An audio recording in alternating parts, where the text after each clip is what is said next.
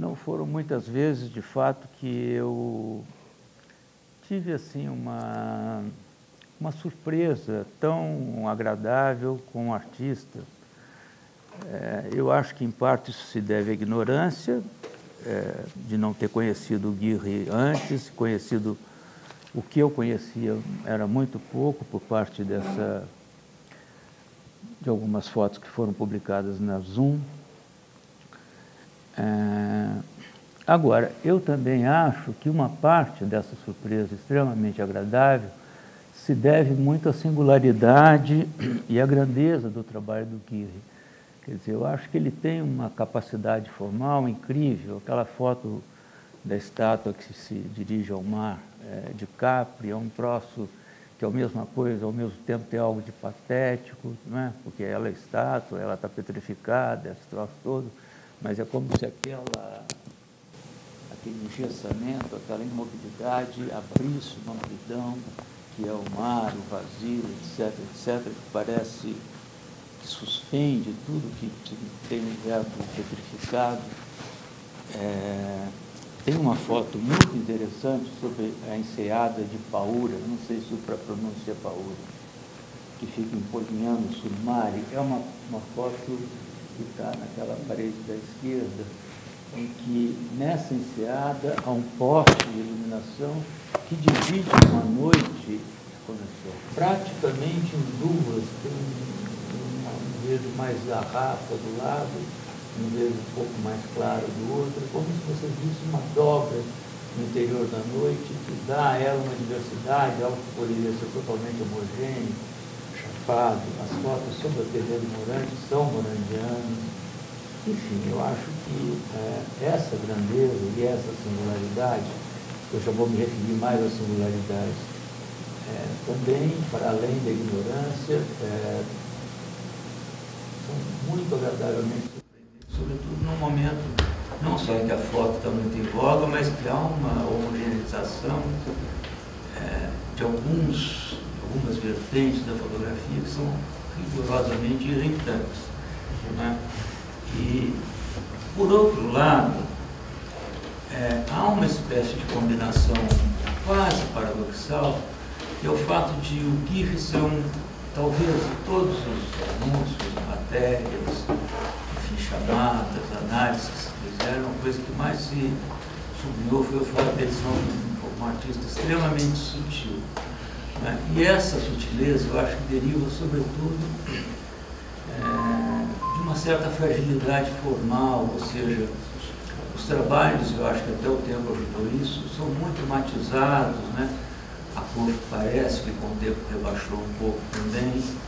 E aí é que entra um pouco o paradoxo, porque essa sutileza, essa, vamos dizer, fragilidade formal, é algo que é um traço muito buscado em toda a arte contemporânea, tanto minimalismo a pop, há uma recusa ao rigor formal, suporia também uma certa crise do sujeito moderno, da arte moderna, etc.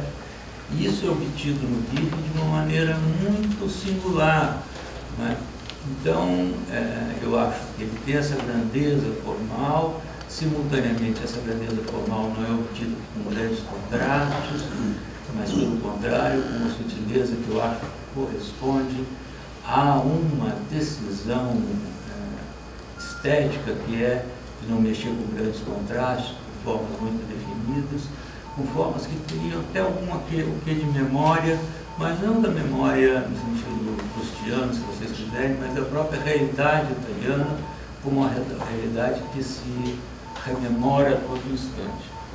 Bom, um outro traço que também é mais ou menos paradoxal, mas que também acho que particulariza muito a foto dele, é o fato também de não haver, diante da realidade, que eu acho que é uma coisa que me interessa muito, nenhuma ingenuidade, né? Totalmente mesclada de signos, de imagens, isso que o Lorenzo já mencionou na fala dele, no texto, que é excelente, essa espécie de confusão com os cartões postais, com os lugares comuns, alguma coisa que troca a todo momento de lugar.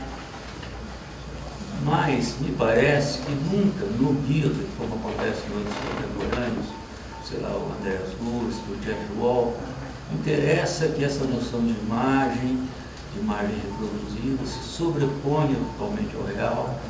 Como também o Lourenço menciona, parece que a grande questão do Guirre é, num momento de estranhamento, haver um certo deslocamento entre imagem e realidade, e por uma ponta, pelo menos, você vislumbra essa realidade de uma maneira que nunca se viu, porque algo dessa sobreposição ainda se dá. Eu acho que, por exemplo, no caso do Andreas Gursky, que é um grande fotógrafo alemão, é incrível, porque ele fotografa a realidade, são imagens enormes, aquilo, mas pelo fato de haver uma saturação muito grande, etc., uma acentuação do aspecto muito luminoso das cores, é como se a realidade se transformasse num backlight, né?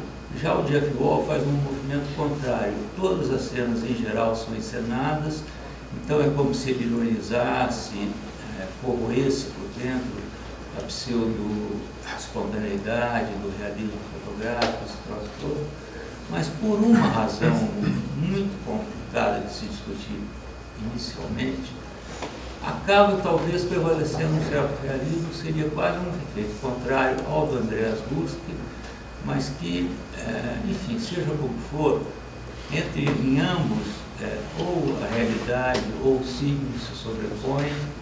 E o que eu acho muito interessante no Guirre, embora não acho que haja muita ironia, nem um certo amargor diante dessas realidades muito artificiais, eu acho que há mais uma certa aceitação quase mística de uma inacessibilidade de uma realidade primeira, etc., etc.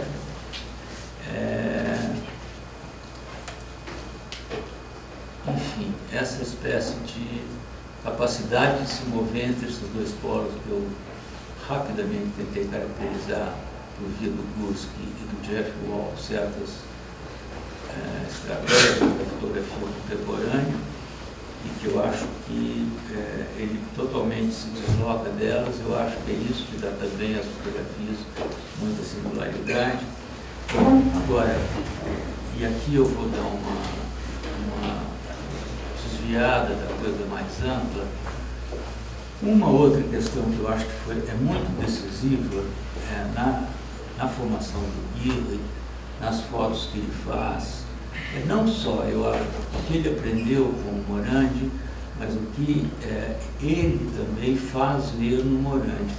Eu tendo a achar que a relação do Guirre com o Morandi é praticamente estável, praticamente para a mesma relação que o Picasso teve com Cézanne.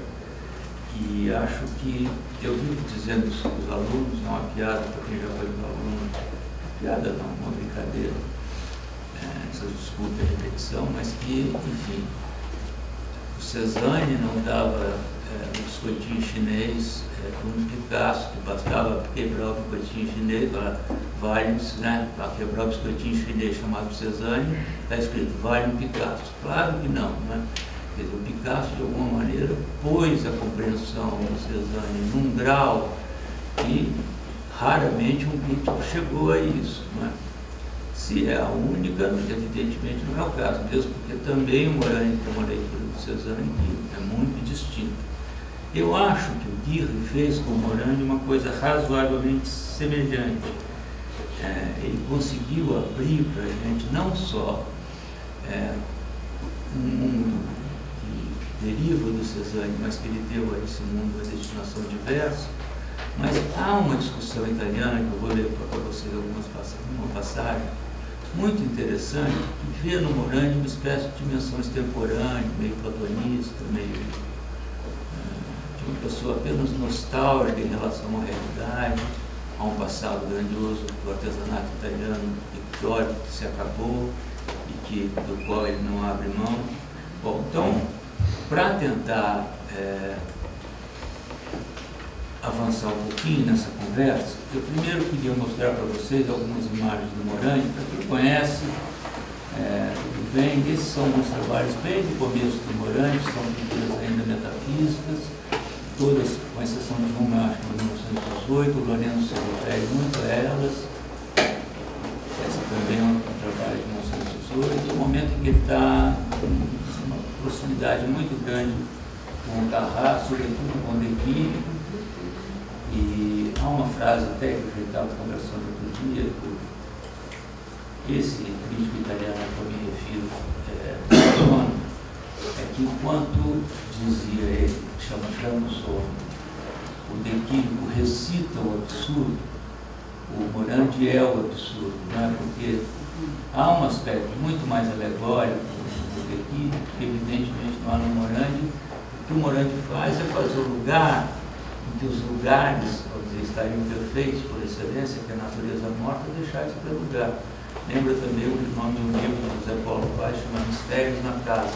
É como se a coisa mais doméstica, mais conhecida, né, nela se rompesse um certo mistério que faz com que a gravidade deixe de funcionar, não é?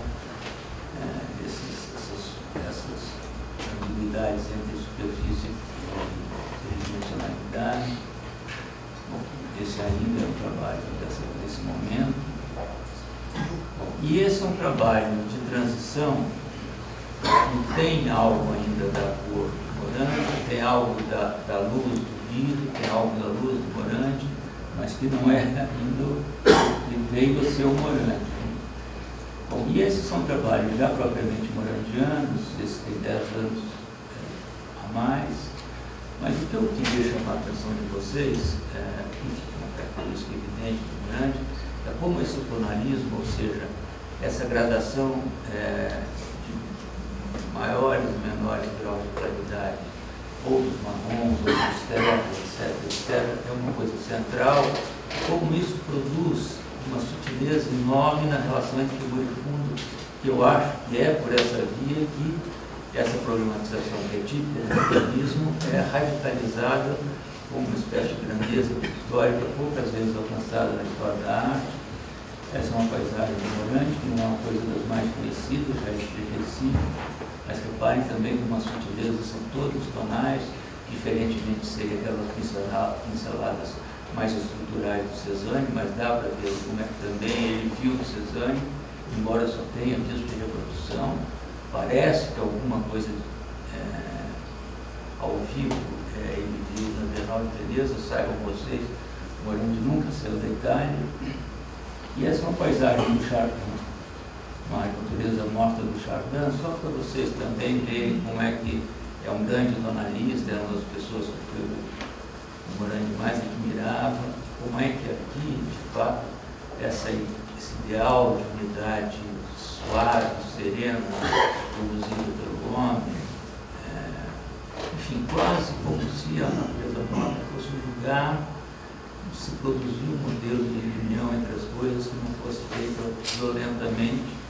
Como é que isso também diz muito respeito ao Morandi, como é que há também um tonalismo magnífico aqui de vermelhos, brancos, terras. Bom, e esses são Morandis um pouco posteriores,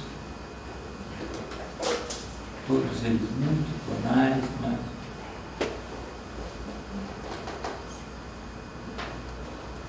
e eu gostaria que vocês prestassem atenção, como do lado esquerdo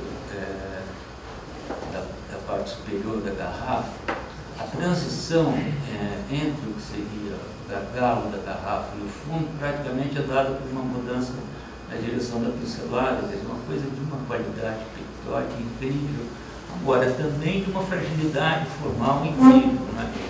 Esse fundo que parece engolir a garrafa é também, ao contrário daquele arquiteto do platonismo, é uma explicitação muito clara de que o mundo está ameaçando o mundo do Morandi, né? Porque esse mundo do fundo não é o mundo dele, né? Bom, aqui é um trabalho já dos anos 60, que começa a ter uma pincelada às vezes, eu acho um pouco barroco, mas reparem também como no gargalo da garrafa, essa relação entre figura e fundo é muitas vezes uma relação ameaçadora.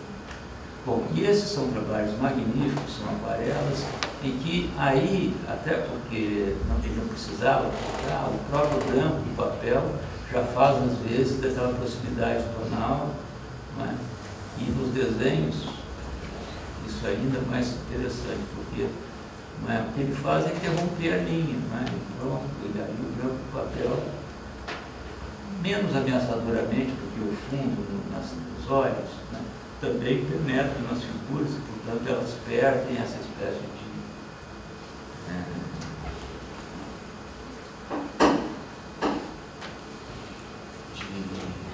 defesa em relação a todas as coisas. Nesse caso magnífico, não é, porque é muito correlato esse desenho àquela tela que eu mostrei anteriormente, mas reparem também como é que a sutileza do Morandi, por isso também que eu acho que ele é tão sutil como ele, como é que ele passa do meio da pintura para o grafite, né, sem perder minimamente a questão, né, sendo extremamente fiel a vários meios. Aqui também, né, a interrupção do traço, que faz poucas vezes aquela sutilíssima passagem tonal. E esse é um quadro bem mais do fim, são séries que ele começa a fazer a partir dos anos 60, em que não só é muito interessante ver como o simples deslocamento de alguns objetos muda não só a apreensão de cada um deles, como também há nesses trabalhos, sobretudo na direita, também uma proximidade tonal muito interessante. Bom, se desculpem se vocês já conheciam, mas acho que o Morandi sempre é bom. Eu queria agora ler duas passagens para vocês, uma do próprio livro, um livro que se chama Um Pé no Éden.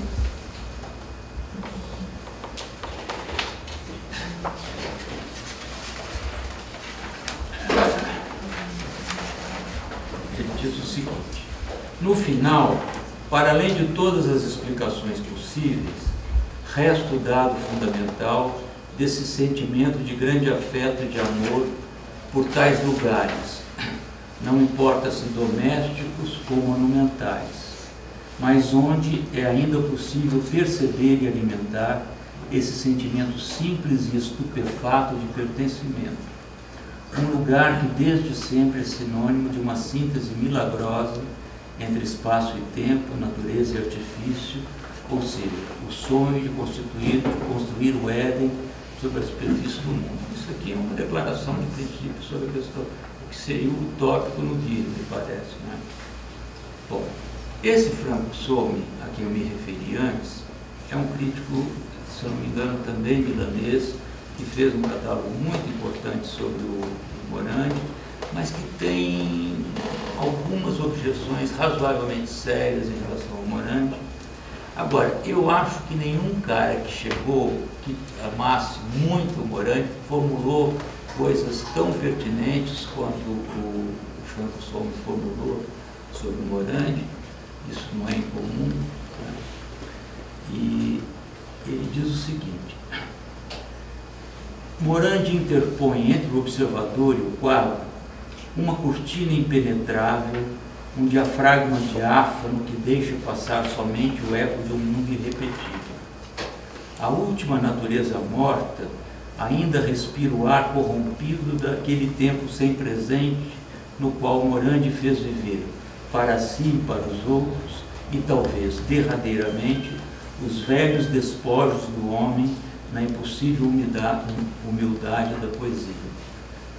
Só para eu deixar mais claro o que eu estou querendo dizer, quando ele diz essa cortina impenetrável, esse diafragma diáfano, o que ele está se referindo é a essa espécie de unidade perceptiva que é dada, e isso vem desde os venezianos, por essa tendência que a percepção tem de aproximar os tons vizinhos e, com isso, como produzir essa espécie de diafragma diáfano.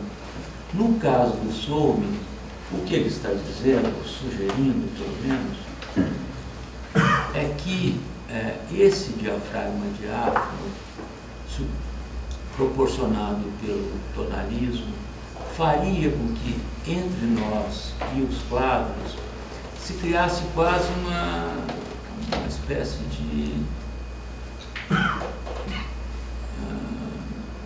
impossibilidade de nós coabitarmos o mesmo espaço como se a dimensão empírica do mundo do lado de cá, do mundo a que nós pertencemos, contaminasse essa dimensão que esse ideal, Morandi, que é o ideal em última análise da requintadíssima e maravilhosa pintura, digamos, do Giotto até ele, não é? Fosse contaminada por uma dimensão excessivamente espúria, excessivamente promíscua. Bom, então, resumindo, o que eu estou querendo chegar, por que eu acho que o Guirre e o Morandi são reciprocamente esclarecedores? Eu acho que, como vocês, acho que deu para notar, se vocês quiserem, eu volto a ler, esse livro do François chama Morandi, História e Legenda, é um livro de 78, e esse trecho do Guirre é de 88, eles têm 10 anos de diferença. O que eu acho que é bastante distinto é o seguinte: para o Guirre, o Éden é alcançável, ou seja, a utopia é alcançável, né? Desde que você consiga, digamos, produzir essa espécie de estranhamento a que o Lourenço se refere e, portanto, nesse descolamento entre a imagem e o objeto real, alguma coisa a mais se deixa vislumbrar, que não é só nem a imagem, nem só a realidade. Por exemplo, tem uma imagem magnífica ali, acho que é naquela parede do lado de lá, que é um vestido posto sobre a persiana de uma janela aberta, que lembra, inclusive, muito alguns trabalhos do Volpe. Então, o que é que nós temos ali? Um certo clichê invertido, né? Quer dizer, aquilo ali devia estar posto dentro, não é? Quer dizer, o quarto seria o lugar da proteção das roupas, dos armários, e evidentemente aquilo foi posto para se usar o sol, para secar o vestido, eu suponho, mas aquilo deu ao vestido uma presença, como às vezes acontece no Guilherme também, que tudo está fora, não é? As roupas, os armários, os guarda-roupas, que fazem que aquilo adquira uma espécie de relevância que não, que, enfim, é sobrecomum, não é? Adquire, eu acho, esse estranhamento a que o Lourenço se refere. Há uma foto magnífica também de um cemitério de Comesco, que está nevado, que há toda aquela serenidade de um cemitério, não é? Tem a neve, que de alguma maneira muito suave também, idealiza até um pouco a morte, mas depois, assim, na quina do muro, em alguns elementos que não foram cobertos pela neve, se produz um certo grafismo que, de alguma maneira, tem uma aresta que põe em xeque um pouco aquela serenidade toda, que parece que a neve deve estar pousando, não é? Que as almas pousar nesse troço todo. Então, o que eu estou querendo dizer? Que, em alguma medida, parece que a utopia do Guirre seria a obtenção desse sentimento de pertencimento, que eu acho que ocorre, como diz o Lourenço, quando se dão esses deslocamentos e o mundo se mostra, aí sim, quase prustianamente, não é? Como se você pudesse reencontrar isso que ele falou também na fala dele, que é a possibilidade de nós termos sempre, digamos assim, o nosso bairro na palma da mão. E eu acho que isso de fato tem algo de grandeza, mas de fato é uma grandeza que é italiana, não é? Isso não é norte-americano, feliz ou infelizmente, né? Eu acho que isso seria até a anti-utopia norte-americana. Agora, mas de fato parece que quando esse movimento se dá, é como se esse Éden, eu acho que falar em Éden como sinônimo de utopia não é muito focado, ele é execuível, não é? Embora ele seja razoavelmente fugaz, porque eu acho que um homem sutil, todo mundo é fugaz, não é? E depois bem mais sutil até hoje do que o Guilherme. Agora, em alguma medida, Para o Morandi, e aí que eu acho que os dois são reciprocamente esclarecedores, o que nós temos é o contrário, quer dizer, a utopia do Morandi é como que proteger esse mundo que foi decantado por gerações e gerações de grandes pintores de uma espécie de relação promíscua com o mundo, donde esse diafragma diáfano que interporia entre nós e os quadros, né? Agora, como eu tentei fazer vocês verem aqui por todas essas sutilezas do tonalismo morandiano, colocar isso apenas como elogio do platonismo, que é o que algumas vezes o Somme faz, e, portanto, achar que ele faz uma espécie de fetichização da pequena burguesia, do artesanato sutilíssimo da pequena burguesia, me parece exagerado, porque alguém que faz alguma coisa tão sutil, e por ser sutil, tão frágil, evidentemente não pode estar fazendo um fetiche, sobretudo quando você revela como é que essa construção, como essa pintura é feita, da maneira como ele revela. Então, o que eu só estou querendo mostrar é como são a formulação do Somme e a formulação do Guy são muito semelhantes. Eu acho que ambos visam as sensações ou buscam direções muito semelhantes, com direções mais ou menos opostas, mas que eu acho que ambas foram reciprocamente, quer dizer, eu acho que, enfim, não deu para o Guy ser esclarecedor do Morandi, né? Mas teria sido.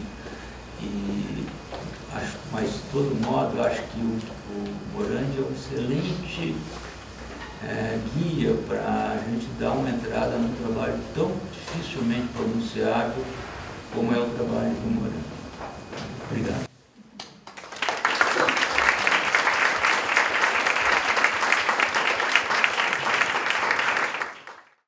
Eu ia só fazer um comentário também sobre o Morandi, porque o Guy fala muito nos textos dele como o Morandi representava o artista que tinha se dedicado a um tema muito simples e banal, tal, repetidamente, tentando chegar na essência, pela repetição e pela intensidade, tentando chegar na essência e aí apresentar uma surpresa. Isso estava muito ligado ao que ele pensava sobre a ideia de banal, né? Sobre essa paisagem que estava em volta da casa dele, que ele ficava o tempo todo fotografando, tentando revelar alguma coisa nova que não era aparente. Eu acho que ele tinha uma admiração muito grande também em termos temáticos. Se der tempo de vocês olharem um pouco a exposição também, aproveitem. Obrigado.